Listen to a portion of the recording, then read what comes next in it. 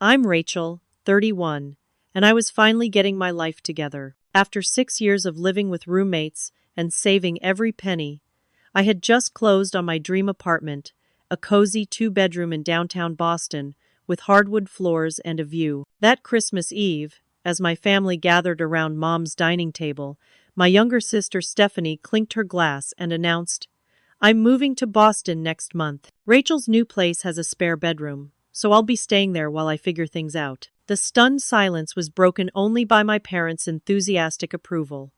They had no idea what was coming. I still remember the chill that ran down my spine that night. If you've ever had a family member who feels entitled to your things, you know exactly what I was feeling. Before I continue with how this Christmas disaster unfolded, I'd love to know where you're watching from. Drop your location in the comments and hit that subscribe button if you've ever had to deal with entitled family members. Trust me, what happened next is something every person with boundary issues in their family needs to hear. To understand why Stephanie's announcement hit me like a freight train, you need to know our family history. While I'd spent the last decade building my life brick by careful brick, Stephanie had lived in a world where everything just fell into her lap. After graduating high school, I worked full-time at a local bank while attending night classes for my accounting degree. It took me 5 years instead of 4, but I graduated without debt because I paid for each semester as I went. Meanwhile, Stephanie had our parents fully funding her education at an expensive private university, only for her to drop out after 3 semesters because the vibe wasn't right. She tried again at a different school 2 years later, with the same result. At 26, Stephanie had cycled through at least 7 passion projects that our parents happily bankrolled. There was the jewelry business that lasted 2 months, the food blog that never published more than 3 posts, the photography studio she abandoned after Dad bought her $3,000 worth of equipment, and most recently, a plan to become a yoga instructor that fizzled after she realized it required actual work. "Your sister is just finding herself," Mom would say whenever I expressed frustration. "You've always known exactly what you wanted." This was their pattern. Frame Stephanie's lack of direction as some bohemian virtue while treating my stability as boring predictability rather than hard-earned success. Our parents had always positioned me as the responsible one, which really meant I was expected to clean up Stephanie's messes. When she crashed my first car in high school, borrowing it without permission, I was told to be understanding because she's going through a rough time. When she needed help with college assignments, I was expected to stay up all night editing her papers even though I had work in the morning. Last year, Stephanie had temporarily moved in with me and my then roommate after another failed living situation. She paid rent exactly twice in the 6 months she stayed, ate our food without replacing it, and left the apartment in such chaos that my roommate moved out, forcing me to find a new place. That experience was the final straw that convinced me I needed my own apartment where I could control my space and finally find some peace. The apartment I'd found was perfect, a recently renovated unit in a historic building near the Commons, close enough to walk to my office at the accounting firm where I'd recently been promoted to senior accountant. The second bedroom would be my home office, something I'd dreamed of for years. The hardwood floors, big windows, and small balcony made it feel like a real home, not just another rental. I'd spent weeks comparing mortgage rates, negotiating with the seller, and planning every detail of the move. When I told my family about buying the apartment, my dad simply asked if I was sure I could afford it, while my mom wondered if it was safe for a woman to live alone downtown. When Stephanie announced she was thinking about getting a summer internship, they took the entire family out to celebrate. This kind of uneven treatment had been our normal for as long as I could remember. Once, when we were teens, I came home to find Stephanie wearing my new sweater, one I'd saved for months to buy and had worn exactly once. When I complained to our parents, Dad laughed and said, "Imitation is the sincerest form of flattery," while Mom added, "It's nice to share with your sister." The sweater was returned with a coffee stain down the front. The only person who seemed to understand my frustration was my boyfriend Marcus. We'd been dating for almost 2 years, and he'd witnessed enough family gatherings to see the dynamic clearly. "They treat you like you're unbreakable," he said once, Like you don't need support because you have your act together. Marcus had encouraged me to start therapy last year, and those sessions had been eye-opening. Doctor, Levine helped me see that my resentment towards Stephanie wasn't just petty sibling rivalry. It was a reasonable response to years of inequity and boundary violations. We'd been working on assertiveness techniques and setting healthy boundaries, skills I'd never learned growing up in a family where my boundaries didn't seem to matter. The apartment represented more than just a financial investment.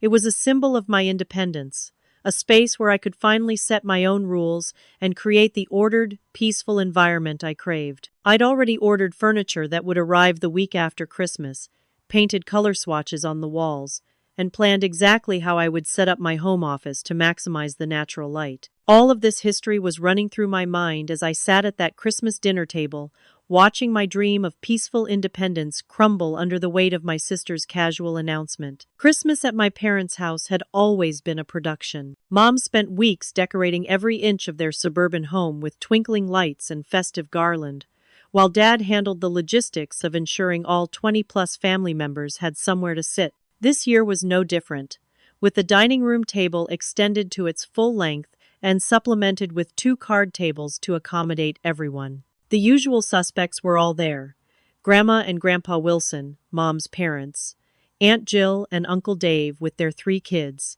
Uncle Tom, Dad's brother, who always showed up alone with expensive wine, and my cousin Emma with her husband Mike. Emma and I had always been close, having bonded over being the responsible ones in our respective family branches. The house smelled amazing, a mixture of roast turkey, Mom's famous sage stuffing, and the cinnamon apple pie Aunt Jill brought every year. Christmas music played softly in the background, punctuated by the occasional burst of laughter or the clink of glasses. I'd arrived early to help with preparations, as usual, while Stephanie had swept in just before dinner, fashionably late and empty-handed. She hugged everyone dramatically, as though she hadn't seen them at Thanksgiving just a month ago. "Rachel, honey, you look tired," Mom said, as I placed the dinner rolls in a basket. "Are you getting enough sleep with all this apartment business?" Before I could answer, she continued, "Stephanie looks so refreshed, doesn't she? That facial treatment she's been using really works wonders." I smiled tightly and nodded, a response I'd perfected over the years. Dinner had been underway for about 20 minutes when Stephanie, wearing a sparkly red sweater that drew all eyes to her, tapped her glass with her fork. The table quieted as everyone turned expectantly. "I have an announcement," she said, her voice lilting with excitement. "I've decided it's time for a change. I'm moving to Boston next month." There were gasps and congratulations around the table, but I froze, fork halfway to my mouth. Boston? Stephanie had never once mentioned any interest in Boston before. My stomach knotted as I sensed what was coming. "I've been feeling stuck lately," she continued, not making eye contact with me, "and I really need a fresh start. And the timing is perfect because Rachel just got that new apartment with the spare bedroom. I can stay there while I figure out my next steps." The silence that followed was deafening to my ears, though it probably lasted only seconds before my mother clapped her hands together. "That's wonderful, sweetie. Isn't that perfect, Rachel?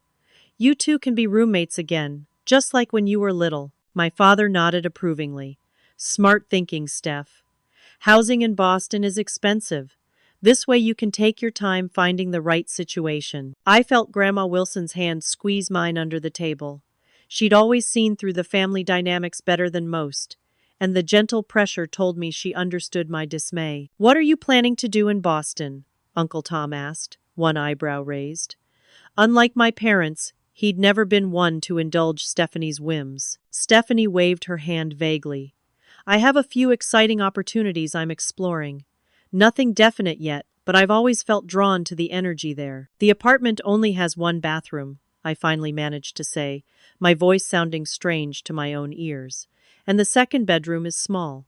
I was planning to use it as a home office." Stephanie laughed. "Well, we've shared a bathroom before, and you can put your desk in your bedroom, right? It's not like you need a whole room just for work stuff." Aunt Jill leaned forward, smiling broadly. "This is so sweet. Sisters sticking together in the big city? It'll be just like a movie." "How long are you thinking of staying?" I asked, trying to keep my tone neutral. "Oh, I don't know," Stephanie replied, helping herself to more mashed potatoes. "Until I get settled, I guess. Could be a few months, could be longer. We'll figure it out." I excused myself to the kitchen, claiming I needed to check on the green bean casserole, even though it was already on the table. Once alone, I gripped the edge of the counter, trying to steady my breathing. "You okay?"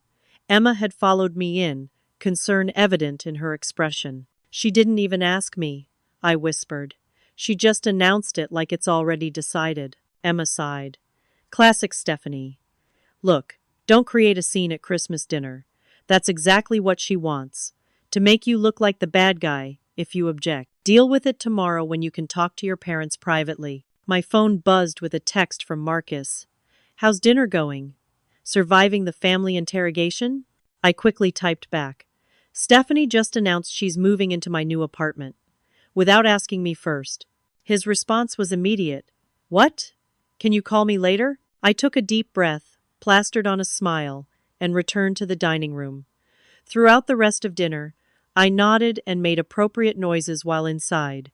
My mind raced with anxiety and anger. Stephanie dominated the conversation, elaborating on her nebulous plans for Boston. "I'm thinking the spare room would look amazing with a bohemian vibe," she said, gesturing with her wine glass. "I saw these gorgeous tapestries online that would cover that plain white wall. And maybe we could get a new couch? Something with more personality than those boring neutral ones you always pick, Rach." Uncle Tom caught my eye from across the table and gave me a knowing look. "So, Stephanie," he said, "what's your financial plan for this move? Boston's not cheap." Stephanie faltered momentarily. "Well, I've been saving," she lied. "I knew for a fact she'd asked Dad for money just last month to cover her rent. And I'll find a job right away. I have lots of connections." As dessert was served, I felt a resolve hardening within me. This was not going to happen, not this time. I had worked too hard and come too far to have my independence hijacked yet again. While my family chatted and laughed around me, I began formulating a plan. Stephanie's Christmas announcement wasn't shocking because it was out of character. It was shocking because it was so perfectly in character that I should have seen it coming. The pattern had started early. When we shared a room as kids, Stephanie helped herself to my belongings as though they were community property. My favorite stuffed bear would end up in her bed, my special occasion clothes would appear on her body, and my school supplies would mysteriously migrate to her desk. "Why are you so possessive?" Mom would ask when I complained. "It's nice that your sister looks up to you." But it wasn't admiration, it was entitlement. And it only got worse as we grew older. When I was 16, I saved up for 6 months working weekends at a local cafe to buy my first car, a used Honda Civic that wasn't pretty but was all mine. 3 weeks after I got it, Stephanie took the keys from my purse without asking and backed into a telephone pole, crumpling the rear bumper. Instead of consequences, she received sympathy for being so upset about the accident. I was told insurance would cover it, raising my premium, and that sister's share. In high school, Stephanie would wait until the night before assignments were due, then knock on my door in tears, begging for help. What started as proofreading quickly evolved into me rewriting entire papers while she watched TV in the next room. When I tried to refuse once, my father took me aside and said, "Your sister isn't as academically gifted as you are. She needs your help to succeed." The pattern continued into college. While I worked through school, Stephanie was given a fully funded education that she squandered. Her first attempt lasted 3 semesters before she decided psychology wasn't her calling. After taking a year off to find herself, funded by our parents, she tried again at a different university, switching majors twice before dropping out completely. "College isn't for everyone," Mom said defensively when relatives asked about Stephanie's education. "She's a free spirit." After college, Stephanie bounced between apartments, jobs, and relationships, never staying with anything long enough to build stability. Each failure was cushioned by our parents' financial support and emotional coddling. When she was 24, Stephanie decided she wanted to be a small business owner. Our parents helped her rent retail space and purchase inventory for a boutique clothing store that closed within 5 months because she rarely showed up to open it. The next year, it was a food blog that required a professional camera, cooking classes, and a website designed by a friend who charged 3 times the going rate. After that came the jewelry making phase, the attempt at becoming a personal trainer without getting certified, and the brief stint trying to launch a life coaching business despite having never held a real job. Each venture followed the same trajectory: initial enthusiasm, parental investment, minimal effort from Stephanie, then abandonment when it required actual work.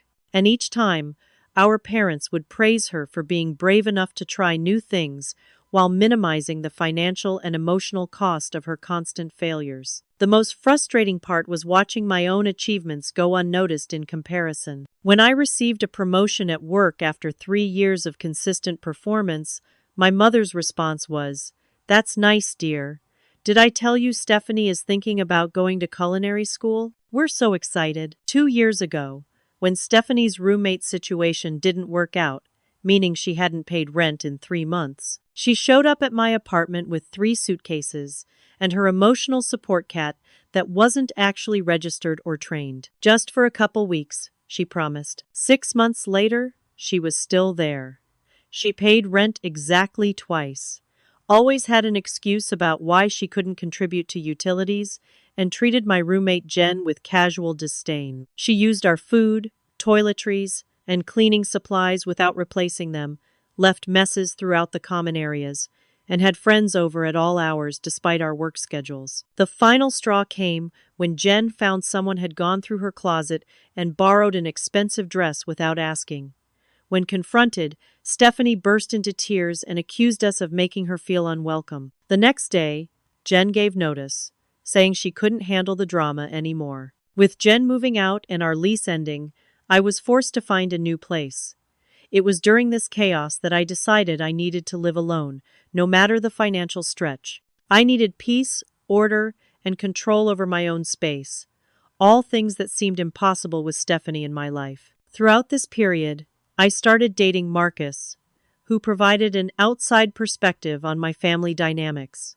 Coming from a household where boundaries were respected and achievements were celebrated equally, he was shocked by the disparate treatment Stephanie and I received. "It's not normal," he told me after witnessing a family dinner where my parents spent the entire time discussing Stephanie's newest project while ignoring the fact that I'd just been accepted into a competitive CPA training program. "They're treating you like an afterthought." It was Marcus who suggested therapy, connecting me with Dr. Levine, who specialized in family dynamics.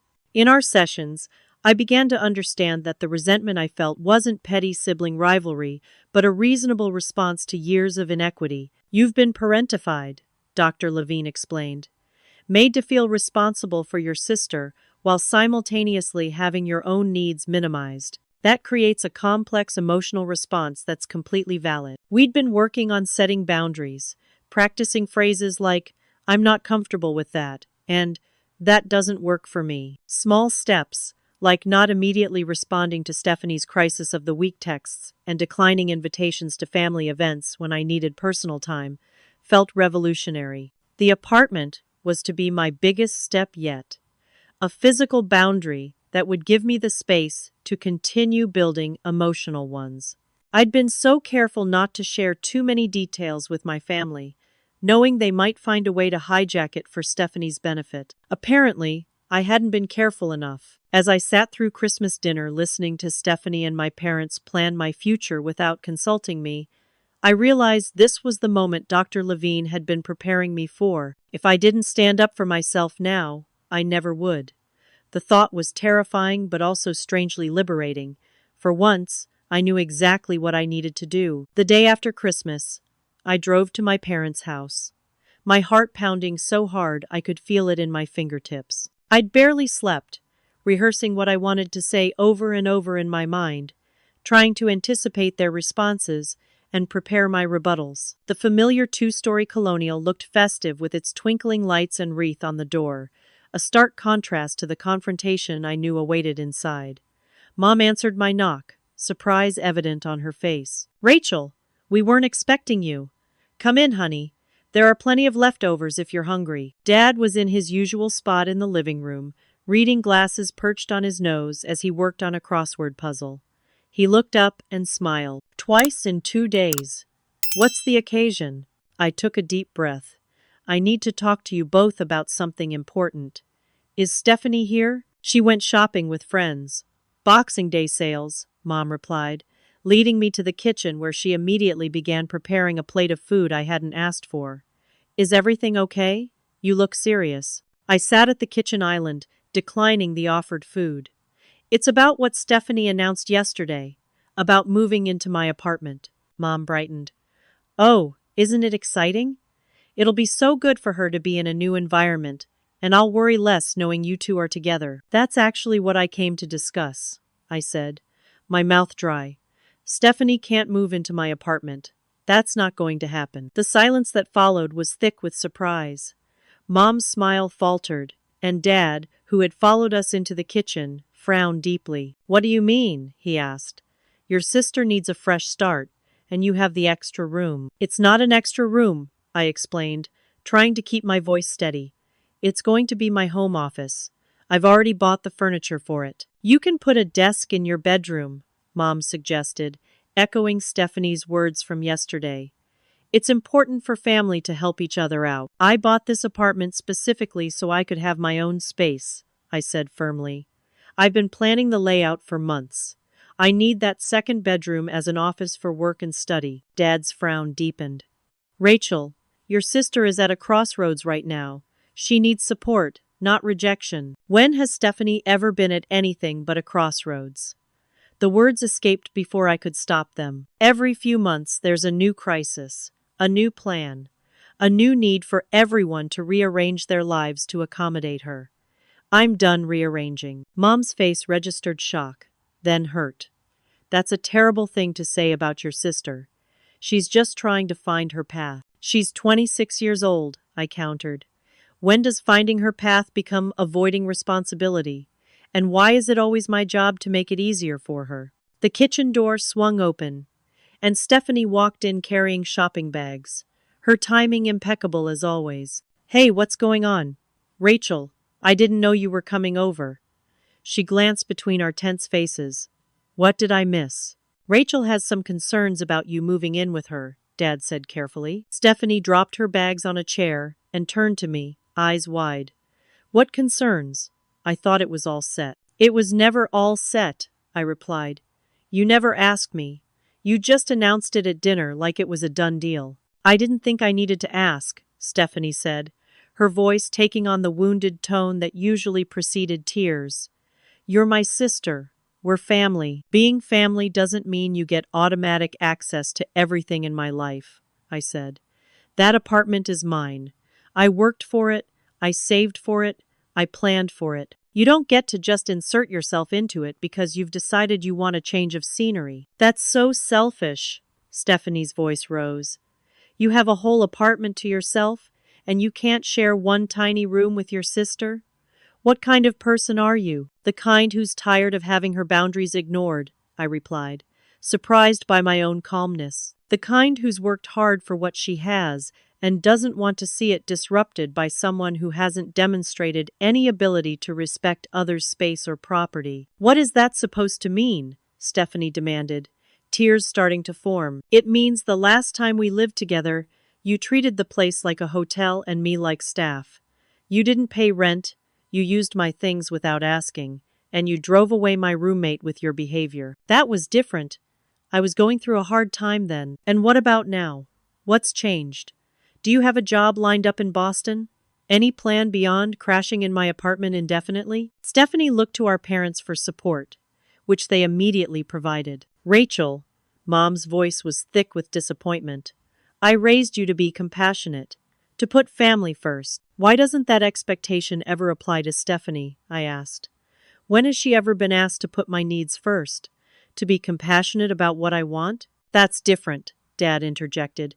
You've always been the strong one, the responsible one, and I'm tired of being punished for it. My voice cracked slightly, but I pressed on. I've worked hard to create stability in my life. I've earned this apartment and the peace it will bring me. I'm not sacrificing that because Stephanie has decided on yet another whim. It's not a whim, Stephanie protested, full tears now. I really need this change. Then make it happen yourself, I replied. Find your own apartment, get a job, build your own life instead of hijacking mine. Mom began to cry, which would normally have been my cue to backtrack, apologize, smooth things over. But Dr. Levine's voice echoed in my head. Your feelings are valid. You have a right to your boundaries. I can't believe you're being so cruel, Dad said, putting his arm around Mom. After everything we've done for you. That's just it, I responded, standing up. You've done plenty for me in material ways, and I'm grateful. But you've never respected my right to say no, to have things that are just mine, to not be responsible for fixing Stephanie's problems. That stops now. So what are you saying? Stephanie demanded, mascara streaking down her face. That you're going to let your only sister struggle when you could easily help? I'm saying that my apartment is not an option. Period. If you move to Boston, you'll need to find your own place to live. I'm happy to send you listings or help you search, but you will not be living with me. The silence that followed was broken by Mom's quiet sobs. I think you should go, Dad said coldly, until you reconsider this selfish position. I felt a momentary panic, the childhood fear of parental disapproval threatening to overwhelm my resolve. But beneath that was something stronger, the certainty that I was finally standing up for myself in a way that was long overdue. I'm not going to reconsider, I said, picking up my purse. This isn't about being selfish. It's about having healthy boundaries, which this family has never respected. I love you all, but this is non-negotiable. As I walked to the door, Stephanie called after me. If you do this, don't expect me to be there for you when you need something. This goes both ways, Rachel. I paused at the door, turning back to face my family's shocked, angry faces. It's never gone both ways, Stephanie. That's the problem. The drive home was a blur of adrenaline and anxiety.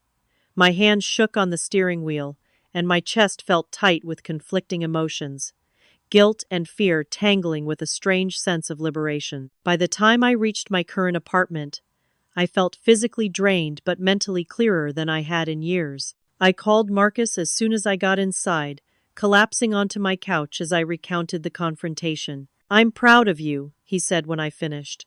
I know how hard that must have been. I feel terrible and amazing at the same time, I admitted, like I just jumped off a cliff but somehow grew wings on the way down. That's what happens when you break unhealthy patterns, he replied. It's scary as hell, but it's the only way to find freedom. As we talked, my phone buzzed with texts. One from Cousin Emma. Uncle Tom told me what happened. About damn time someone stood up to Aunt Claire, and Uncle Dan about Stephanie. Call if you need to talk. Another notification showed a message from Uncle Tom himself. Your grandmother wants you to know she's on your side. So am I, for what it's worth. Some lessons are learned the hard way. After hanging up with Marcus, I sat in the quiet of my apartment, the place I'd soon be leaving for my new home, my sanctuary that would remain mine alone. Despite the emotional turmoil, I felt something unfamiliar settling in my chest. Pride. Not just in standing up for myself, but in finally treating myself with the same care and respect I'd always offered others. I'd been so afraid of conflict, of disappointing my parents, of being labeled selfish. But now that I'd faced that fear, it seemed less overwhelming than the prospect of sacrificing my peace and independence yet again. That night, I slept soundly for the first time since Stephanie's announcement, as though my body recognized the breakthrough that my mind was still processing. I should have known the confrontation was just the beginning. 3 days after Christmas, the coordinated campaign to change my mind kicked into high gear. Mom called first thing Monday morning. I was thinking about what you said, she began, her voice carefully measured. And I understand you want your space. But couldn't Stephanie stay just for a month or two while she gets settled? Just as a transition period? When I held firm, her tone shifted. I've never been so disappointed in you, Rachel. I raised you to have a bigger heart than this. Dad's approach was more direct. He called that evening, his voice stern in a way that would have intimidated me as a child. Your mother is upset. Stephanie is devastated. This isn't how our family treats each other. I expect you to reconsider this stance. It's not a stance, Dad, I replied. It's a boundary, and I'm not changing my mind. Then you need to think about what this means for your relationship with this family, he said before hanging up. The text messages started the next day. Aunt Jill sent a group message to the extended family about the importance of sibling bonds and how some people forget where they come from when they achieve a little success. She didn't name me directly, but the target was clear. My phone rang constantly with calls from various family members who'd been enlisted in the pressure campaign. Uncle Dave suggested I was being unnecessarily rigid. My mother's cousin Patricia, who I spoke to maybe once a year, suddenly felt the need to remind me that family is forever. The most surprising development came in the family group chat when Uncle Tom, usually content to observe family drama rather than participate, wrote, "Maybe we should all respect Rachel's decision about her own home. She's an adult who's worked hard for what she has." Just a thought. The chat exploded with reactions, some supportive but most critical of this dissenting view. Aunt Jill responded with a lengthy paragraph about how in this family, we don't turn our backs on each other. Uncle Tom simply replied, "In healthy families, we don't volunteer other people's resources without asking either." Grandma called me privately that evening. "I'm pretending to call to convince you," she said in a conspiratorial whisper.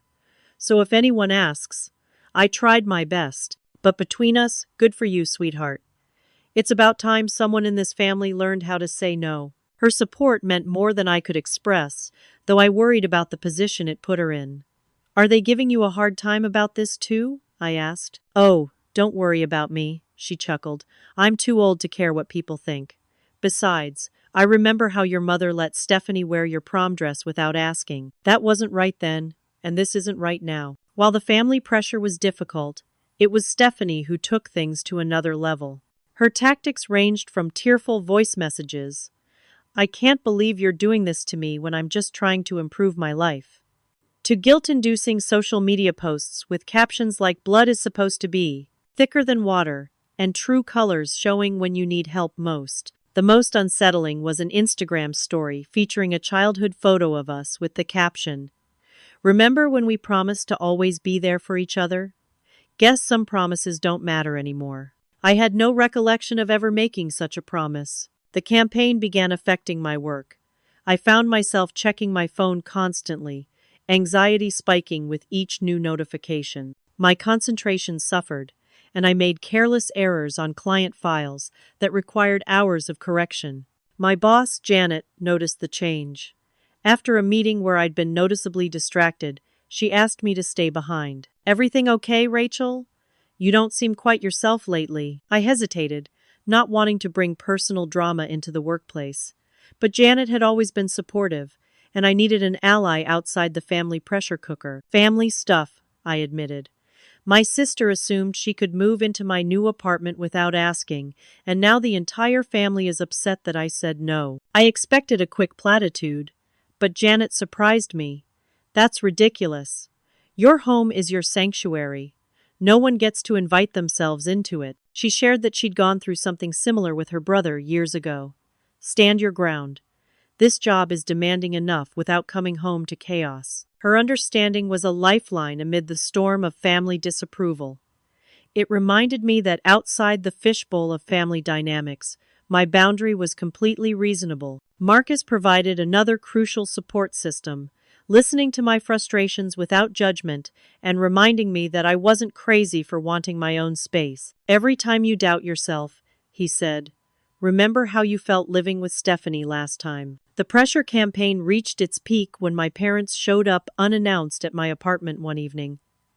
I saw their car from my window and felt my heart race. For a moment, I considered pretending not to be home, but I knew avoidance would only delay the inevitable. When I opened the door, Mom pushed past me with a determined expression while Dad followed looking uncomfortable but resolute. "This has gone on long enough," Mom announced, settling herself on my couch without being invited. "We're here to resolve this situation like adults." "There's nothing to resolve," I replied, remaining standing. "I've made my decision. My apartment is not available for Stephanie." "Rachel, be reasonable," Dad interjected. "Your sister has already given notice at her current place. She's planning to move at the end of January. The revelation hit me like a bucket of cold water. She did what? Without even resolving this with me first? She was certain you'd come around once you had time to think, Mom explained, as though this was perfectly sensible. Family doesn't let family down. That's exactly what she's doing to me, I pointed out. Making assumptions about my home, my space, my life, without my consent. And you're enabling it, like always. We raised you better than this, Dad said, his voice hard. I never thought you'd be so selfish. I'm not having this conversation again, I said, moving toward the door. I've made my decision. Stephanie needs to make other arrangements. Now, please leave. We're not going anywhere until we sort this out, Mom insisted. For a moment, I felt like a child again, small and powerless against parental authority. Then I remembered I was an adult in my own home. If you won't leave, I will, I said, grabbing my purse and keys.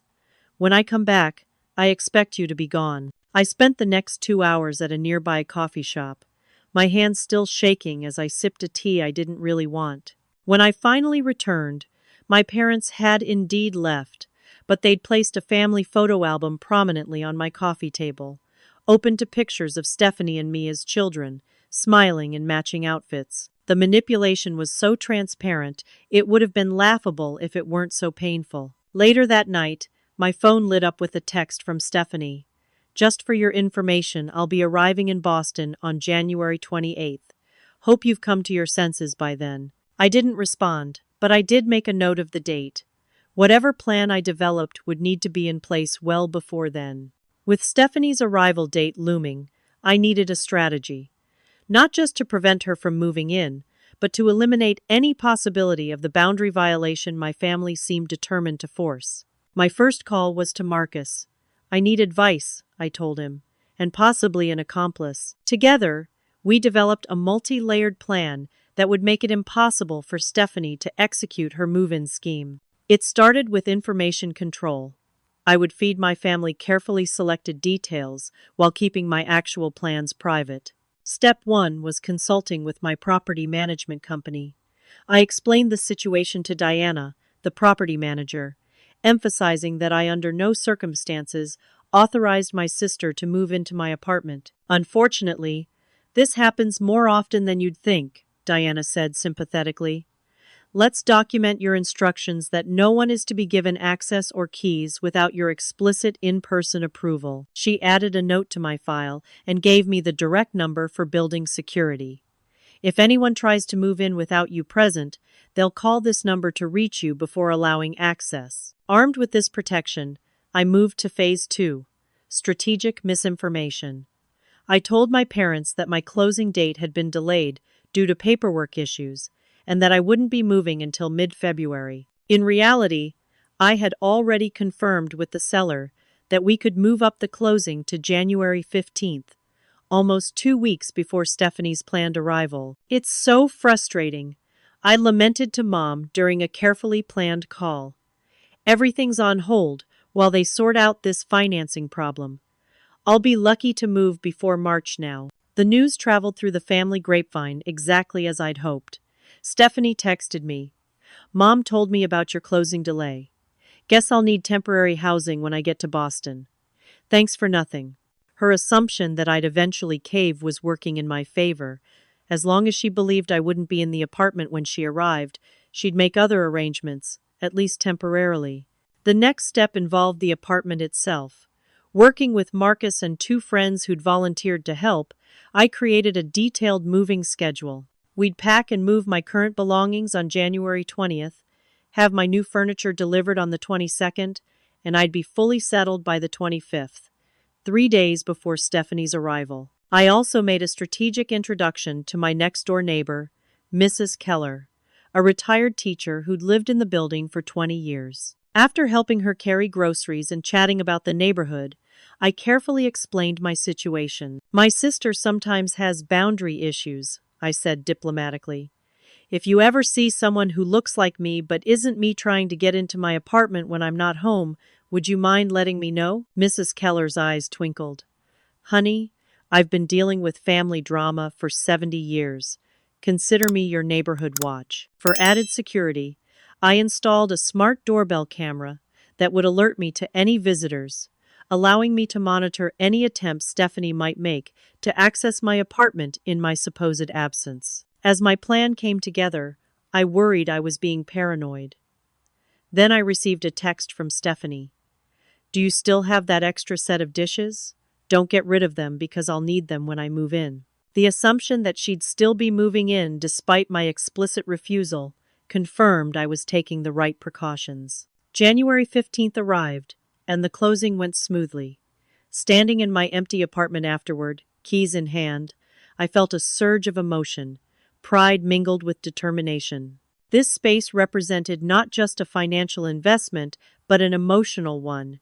It was the physical manifestation of the boundaries I'd been working to establish. The hardwood floors gleamed in the winter sunlight, streaming through the large windows. The freshly painted walls, a soft gray I'd chosen myself, made the space feel both cozy and sophisticated. I walked from room to room, mentally placing furniture, planning layouts, imagining peaceful mornings with coffee on the small balcony. The second bedroom, the one Stephanie had so casually claimed, was smaller than the master, but had the best natural light. The desk I'd ordered would fit perfectly under the window, creating an ideal workspace for the freelance projects I'd been wanting to pursue. This is mine, I whispered to the empty room. All mine. Moving day arrived with military precision.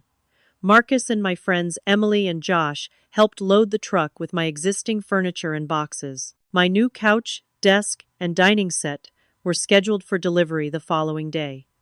By evening, the apartment was taking shape, my belongings arranged exactly as I'd planned. We celebrated with pizza and wine on my living room floor, toasting to new beginnings. To boundaries, Marcus proposed, raising his plastic cup. And to friends who help enforce them, I added, overwhelmed with gratitude. The following week was a flurry of activity, arranging furniture, unpacking boxes, hanging artwork, and setting up my home office.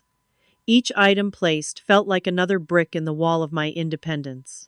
I'd been deliberately vague in my communications with my family, continuing the narrative about closing delays while actually settling into my new home. The deception made me uncomfortable, but I reminded myself it was temporary and necessary. 5 days before Stephanie's planned arrival, I received a text from her. Just booked my flight. Arriving Thursday at 2 p.m. Can't wait to see the new place. My heart raced as I typed my response. Stephanie, as I've told you repeatedly, you will not be living with me. My apartment is not available to you. You need to make other arrangements. There was a long pause before her reply. Very funny. Mom said you'd get over your attitude by the time I arrived. Anyway, can you pick me up at the airport, or should I Uber? The deliberate misunderstanding was so blatant it took my breath away. I called Marcus, my voice shaking with a mixture of anger and disbelief. She's still planning to move in. They all think I'm bluffing. Then they're in for a surprise, he said firmly. You've done everything right, Rachel. You've been clear, consistent, and direct. What happens next is on them, not you. I sent Stephanie one final message. I am not picking you up. You cannot stay at my apartment. Not for a night, not for a week, not at all. This is not a joke or an attitude. It's my final decision. She responded with a single eye-rolling emoji. The next morning, I spoke with building security, confirming that absolutely no one was to be given access to my apartment in my absence.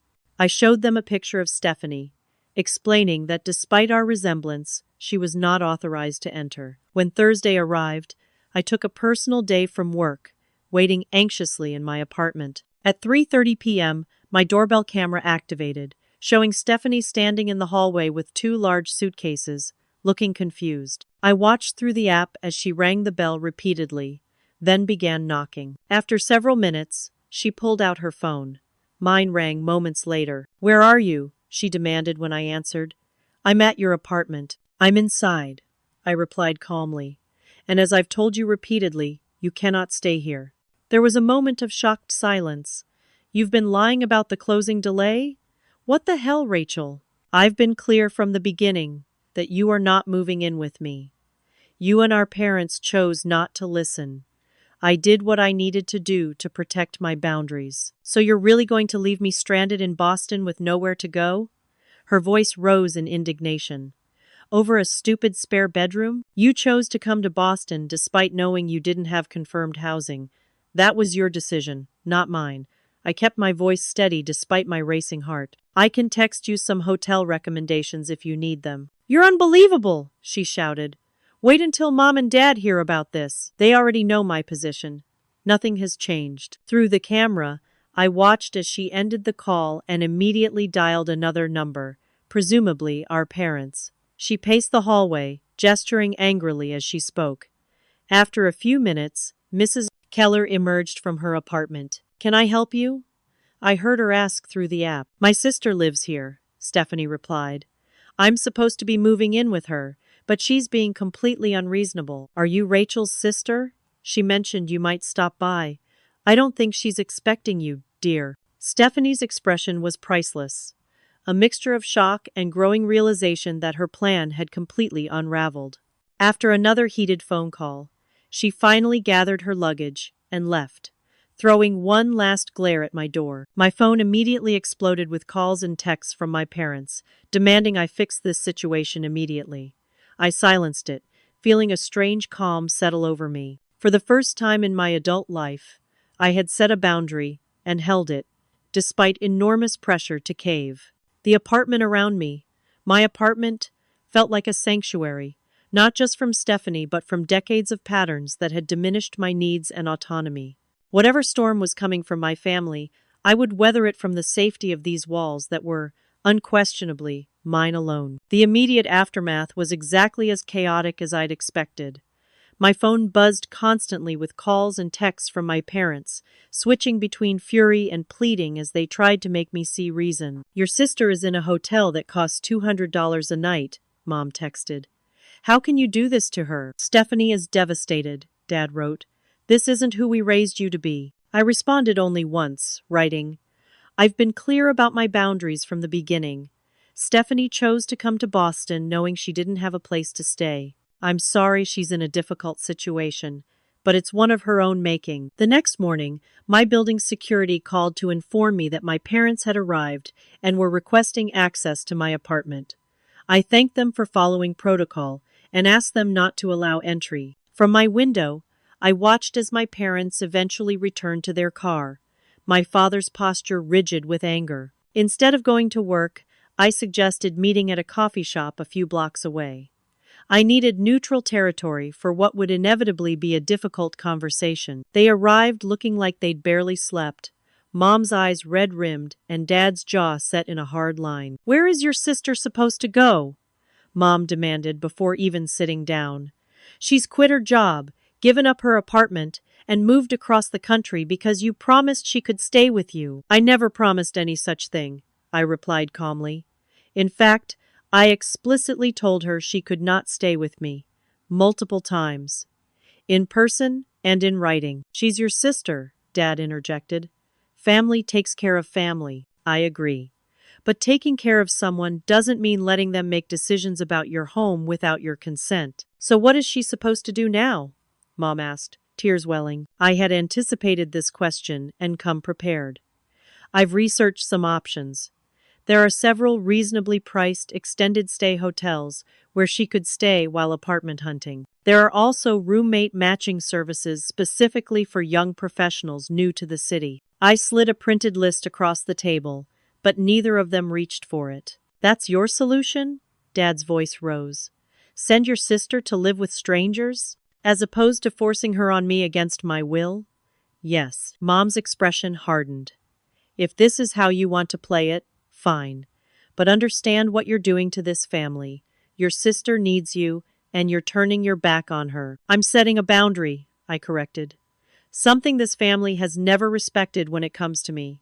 And honestly, constantly rescuing Stephanie isn't helping her. She's 26 years old. It's time she learned to stand on her own feet. And if we disagree? Dad asked, his implication clear. I took a deep breath.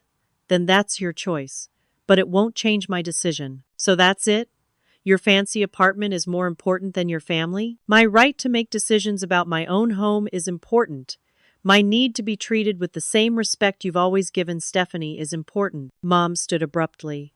I never thought I'd see the day when you'd be so cold, so selfish. I'm sorry you feel that way, I said, fighting to keep my voice steady. I love you both, but I won't sacrifice my well-being to maintain this unhealthy dynamic. They left without taking the resource list, Mom in tears and Dad practically vibrating with anger. As they walked away, I felt a complex mixture of guilt, sadness, and something else. A steely certainty that I was finally doing what was right for me, even if it hurt in the moment. Back at my apartment, I found several missed calls from Stephanie. When I finally answered, her tone was surprisingly subdued. "So you really meant it," she said. "You're really not letting me stay with you." "Yes," I confirmed. "That's what I've been saying all along." There was a long pause. "I already quit my job, Rachel. I don't have anywhere to go." For a moment, my resolve wavered. Then I remembered all the times I'd rescued Stephanie, only to have her take advantage again. "I understand you're in a difficult position, but this was a decision you made despite knowing my stance. I can help you find alternative housing, but you cannot stay with me. You know what? Forget it. I don't need your help or your charity." Her voice hardened. "Mom and Dad were right. You've changed, and not for the better." After we hung up, I sat on my new couch, the room spinning slightly as adrenaline gave way to exhaustion.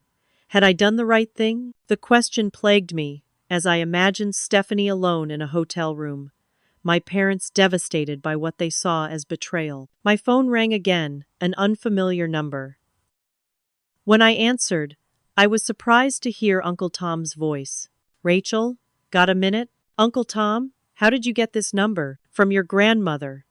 Listen, I'm calling because I heard about what happened with Stephanie." I braced myself for more criticism, but his next words surprised me. "I've offered to let her stay in my guest house for a couple of months while she gets her feet under her." Uncle Tom lived just outside Boston, in a sprawling colonial, with a small guest house on the property. He'd always been the family's black sheep, divorced, no children, pursuing a career in writing rather than the family's preferred professions of medicine or law. "You did?"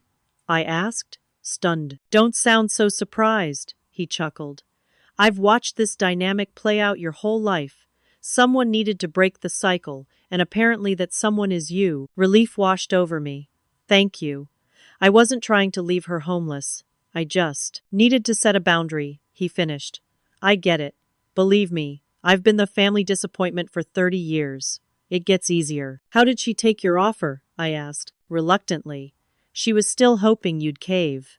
Your parents were pushing for that too, but when I pointed out they could easily put her up in an apartment if they were so concerned, things got quiet fast." After we hung up, I felt a weight lift from my shoulders.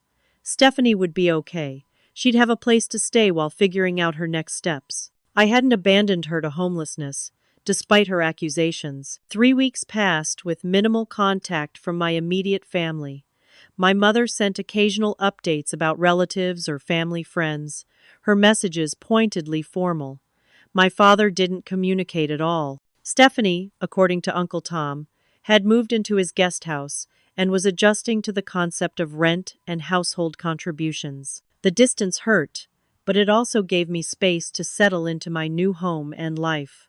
Each day I spent in my apartment, arranging my belongings exactly as I wanted, working peacefully in my home office, coming and going on my own schedule, reinforced that I'd made the right choice.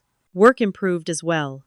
Without the constant family drama, I could focus fully on my projects. Janet noticed the change, commenting on my renewed energy and concentration. I even took on an additional client, something I'd previously felt too overwhelmed to consider. Marcus and I grew closer through the ordeal. "You're different," he observed one evening as we cooked dinner in my new kitchen. "More confident, more you." I realized he was right. Standing firm against such intense family pressure had changed something fundamental in me. The guilt and anxiety still surfaced occasionally, but beneath them was a new foundation of self-respect that wouldn't be easily shaken. The most unexpected development came in the form of a call from my grandmother. After exchanging pleasantries, she lowered her voice conspiratorially. I need to tell you something, Rachel. Something I should have told you years ago. She revealed that my mother had been the Stephanie of her generation, the youngest child who was coddled and rescued until she never learned to manage on her own. My grandfather had enabled it, just as my father now enabled Stephanie. Your mother recreated the pattern she knew, Grandma explained. And your father goes along with it because it's easier than the alternative. But that doesn't make it right. And it doesn't make what you did wrong. Her validation meant more than I could express. I still feel guilty sometimes, I admitted. Like I've destroyed our family over a bedroom. Nonsense, she replied firmly. If anything, you might be the one to finally break a pattern that's hurt this family for generations. Sometimes love means having the courage to say no. As weeks turned to months, I came to recognize the truth in her words. Setting this boundary hadn't been about selfishness or a spare bedroom. It had been about finally claiming my right to make decisions about my own life, decisions that would be respected even when they didn't benefit everyone else. The apartment became more than just a place to live. It was tangible proof that I could stand up for myself, that I could prioritize my needs without the world ending. Each night, as I fell asleep in my peaceful space, I felt myself healing from years of having my boundaries ignored and my needs minimized. Whatever happened with my family going forward, I knew I'd never go back to the way things were before. That realization, more than anything else, felt like coming home. 6 months after the Christmas dinner announcement, the family gathered at my grandmother's house to celebrate her 80th birthday. It would be the first time seeing my parents and Stephanie since the confrontation, and I'd been anxious about it for weeks. Just remember, you don't have to defend your choices, Marcus reminded me as we drove to the party. You've done nothing wrong. Grandma's backyard was decorated with twinkling lights and colorful paper lanterns. Family members milled about, holding drinks and plates of food. I spotted my parents across the lawn, both tensing visibly when they saw me. I approached them with a smile that was only slightly forced. Hi, Mom, Dad. It's good to see you. The greeting was awkward but civil. Mom asked about work while Dad commented on the weather, safe topics that avoided the elephant in the room. There was a guardedness to their demeanor, as though they weren't quite sure how to interact with this new version of their daughter who had defied their expectations. Stephanie arrived late, as usual. She looked different somehow, more put together, less frantic. When our eyes met, she gave a small nod, instead of the cold shoulder I'd been expecting. Throughout the evening, I circulated among the extended family, many of whom subtly indicated their support. Aunt Jill, who had been one of my harshest critics, approached me with an unexpected warmth. Your apartment looks lovely in the photos you posted, she said, referencing pictures I'd shared on social media. You've got quite an eye for design. Uncle Tom winked at me across the dessert table. Later, he pulled me aside to give an update on Stephanie. She's doing better than I expected, actually. Got a job at a marketing firm downtown. Been paying rent on time, too, which surprised the hell out of me. Really? I couldn't hide my shock. Stephanie has a job? A real job? He nodded. Turns out your sister's quite capable when necessity demands it. Who would have thought? As the party wound down, I found myself alone with Stephanie by the gift table. There was an awkward moment of silence before she spoke. So, your apartment turned out nice. Saw it on Instagram. Thanks, I replied cautiously. How are you liking Uncle Tom's guest house? She shrugged. It's okay. He's pretty strict about his rules, though. Rent's due on the 1st, no exceptions. And he makes me clean the bathroom every week. She rolled her eyes, but there was less venom in it than I'd expected. That sounds reasonable, I offered. I guess. She fiddled with her drink. Anyway, I found a job, assistant brand manager at Hollis Marketing. That's great, Stephanie. I'm happy for you. It's just entry level, she clarified quickly. But the team seems cool. And it's walking distance from Uncle Tom's, so that's convenient. There was another pause before she added, almost reluctantly, Look, I was pissed at you. Really pissed. But maybe it's worked out for the best. I mean, I'm actually making my own money now. That's different. It wasn't quite an apology, but coming from Stephanie, it was significant. "I'm glad things are working out," I said sincerely. Later, I overheard my parents talking with Uncle Tom. "She's really maturing," Mom was saying, "taking initiative at work, looking at apartments within her budget. It's like she's finally growing up. Amazing what happens when you let someone experience the consequences of their choices," Uncle Tom replied, not bothering to hide his pointed tone. My parents still enabled Stephanie in smaller ways. Dad had apparently helped her buy a professional wardrobe for her new job, and Mom was still doing her laundry when she visited, but the dynamic had shifted. They were supporting her efforts toward independence, rather than rescuing her from the need to try at all. My own relationship with them was slowly mending, though changed forever. They were more careful around me now, less likely to make assumptions or demands. Our conversations had a new formality to them, but beneath that was a growing respect I'd never experienced before. "They're adjusting to the new Rachel," Grandma observed, as we sat together watching the family interactions. "The one who says no. It's uncomfortable for them, but necessary." "Do you think things will ever go back to normal?" I asked. She patted my hand. "No, dear. And that's a good thing. Normal wasn't working very well for you, was it?" She was right. The old normal had been suffocating, requiring me to shrink myself and my needs to maintain family harmony. This new dynamic, though sometimes awkward and strained, allowed me to exist as a full person with valid boundaries. As the party drew to a close, Marcus and I helped clean up. My mother approached hesitantly. "Your grandmother tells me you two might be looking at houses next year," she said, nodding toward Marcus. "Maybe," I replied. "We're just starting to discuss it." She nodded, seeming to choose her words carefully. "Well, when you do, I hope you'll let me see it. Not to interfere," she added quickly, "just to share in your life." It was a small olive branch, and I took it for what it was. "I'd like that, Mom." The drive back to my apartment was quiet, both Marcus and I processing the evening's interactions. "That went better than expected," he finally said. "It did," I agreed. "It's still strange, though. Like we're all actors who got new scripts but aren't quite comfortable with our lines yet." "New patterns take time," he reminded me. "The important thing is that they're respecting your boundaries now." Back home, I stood on my small balcony, looking out at the city lights. My apartment had become everything I'd hoped for: a peaceful sanctuary, a productive workspace, a place entirely my own. More importantly, it represented the moment I'd finally valued myself enough to stand firm, despite enormous pressure. Stephanie was finding her way, slowly but surely. My parents were adapting to a new family dynamic, where I wasn't automatically expected to sacrifice my needs. And I was discovering a version of myself that could love my family without being diminished by them. As I turned to go inside, I caught sight of a family photo I'd framed. Not the one my parents had left to manipulate me, but one I'd chosen myself.